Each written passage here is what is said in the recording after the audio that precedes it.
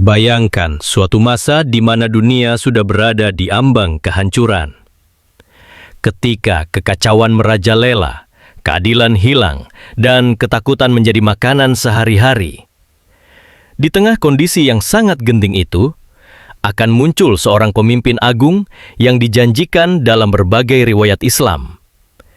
Dialah Imam Mahdi, sosok yang akan menegakkan keadilan dan melawan tirani di muka bumi. Namun, yang mengejutkan, sebelum Imam Mahdi berhasil menunaikan misinya, akan ada satu negara kuat yang berani memeranginya. Negara ini tidak datang dari wilayah Timur Tengah.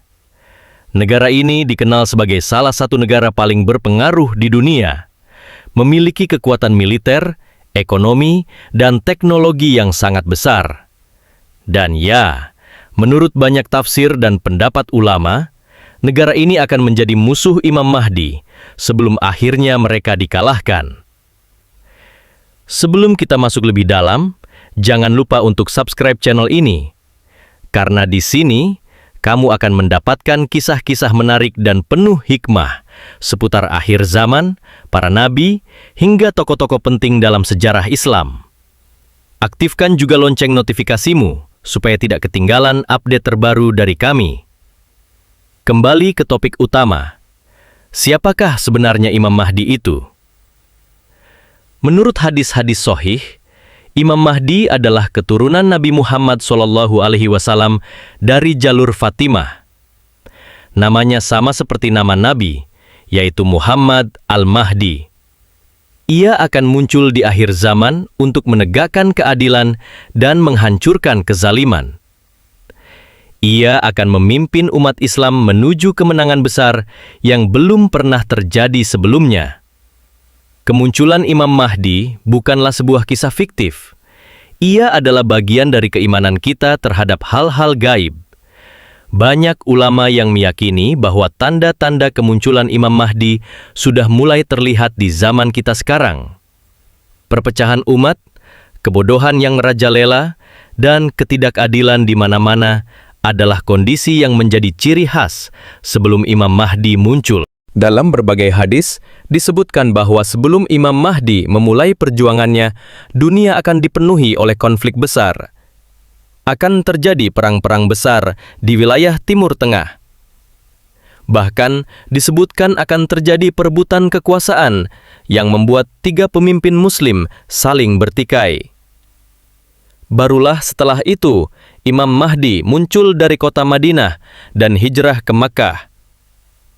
Yang lebih mengejutkan, Imam Mahdi tidak akan langsung diterima oleh seluruh dunia. Justru, ia akan dimusuhi oleh banyak kekuatan besar. Salah satunya adalah negara yang disebutkan oleh banyak ulama sebagai negara kuat dari Barat. Beberapa pendapat menyebutnya sebagai negara adidaya yang kini menjadi kiblat peradaban modern, Amerika Serikat. Apakah benar Amerika akan memerangi Imam Mahdi? Banyak analisa dari para ahli akhir zaman yang mengarah ke sana. Bukan karena Imam Mahdi membawa ancaman secara langsung terhadap negara tersebut, tetapi karena ia membawa perubahan tatanan dunia. Perubahan arinati, perubahan ini akan menghancurkan sistem kapitalisme dan dominasi negara-negara besar atas negara-negara kecil. Ini jelas tidak diinginkan oleh kekuatan global. Menurut beberapa tafsir, perang besar akan terjadi antara Imam Mahdi dan pasukan dari Barat yang dipimpin oleh seseorang dari kalangan Bani Asfar yang dalam tafsir modern sering dikaitkan dengan bangsa-bangsa berkulit putih dari Eropa atau Amerika. Perang ini sangat dahsyat dan dikenal dengan nama Malhamah Kubra atau Perang Besar. Malhamah Kubra adalah perang paling dahsyat dalam sejarah manusia. Jumlah korban begitu besar. Senjata-senjata canggih digunakan, bahkan disebutkan bahwa langit akan gelap karena asap dan kehancuran. Tapi dalam perang inilah, Imam Mahdi akan menang berkat pertolongan Allah dan gabungan pasukan Muslim dari berbagai penjuru dunia. Imam Mahdi tidak berjuang sendiri. Setelah perang besar ini akan turun Nabi Isa untuk membantu Imam Mahdi memerangi Dajjal, musuh paling besar di akhir zaman. Tapi sebelum melawan Dajjal, Imam Mahdi terlebih dahulu harus menghadapi negara kuat ini yang tidak ingin dominasi mereka dihancurkan. Bayangkan, negara ini menguasai dunia dari berbagai sisi, ekonomi, budaya, bahkan cara berpikir masyarakat global banyak terpengaruh olehnya. Kehadiran Imam Mahdi akan mengguncang sistem ini. Maka tidak heran jika negara tersebut merasa terancam dan memilih untuk memerangi sang pemimpin akhir zaman ini.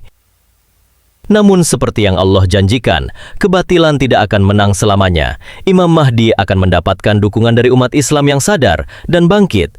Para pejuang dari Syam, Yaman, bahkan dari wilayah timur seperti Khurasan akan bergabung dalam barisannya. Mereka datang dengan semangat jihad, bukan untuk kekuasaan, tetapi demi menegakkan keadilan yang hakiki. Dalam riwayat disebutkan bahwa Imam Mahdi akan memimpin dunia selama 7 atau 9 tahun. Masa itu adalah masa keemasan umat Islam. Tidak ada lagi kezaliman, tidak ada lagi ketidakadilan. Bahkan bumi akan mengeluarkan hasil terbaiknya, langit akan menurunkan hujan keberkahan, dan manusia hidup dalam kedamaian. Namun sebelum masa itu datang, dunia akan mengalami fase tergelapnya. Dan perang melawan negara kuat dari barat menjadi salah satu tanda terbesar.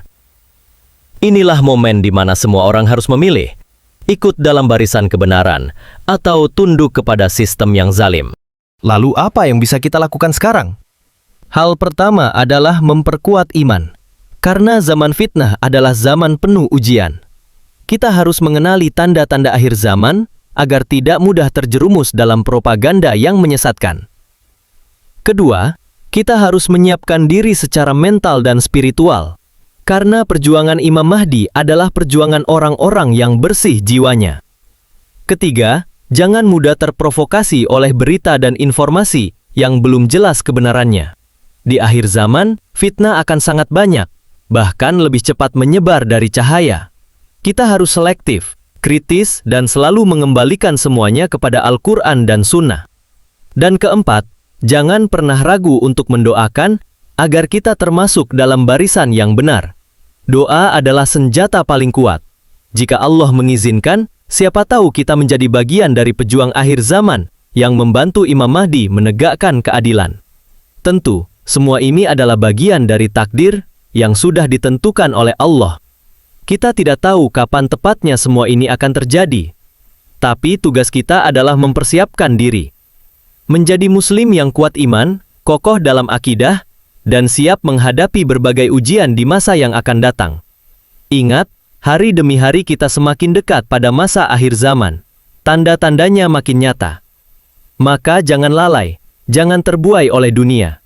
Karena bisa jadi, kita adalah generasi yang akan menyaksikan perubahan besar itu.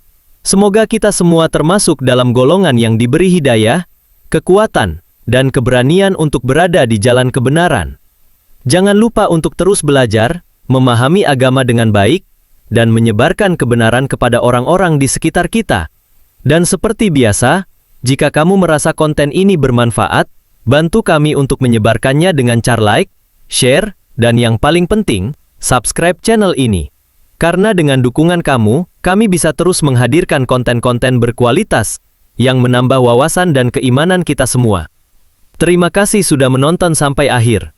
Semoga Allah senantiasa menjaga kita dari fitnah akhir zaman dan mempertemukan kita dengan Imam Mahdi dalam keadaan beriman. Sampai jumpa di video berikutnya. Wassalamualaikum warahmatullahi wabarakatuh.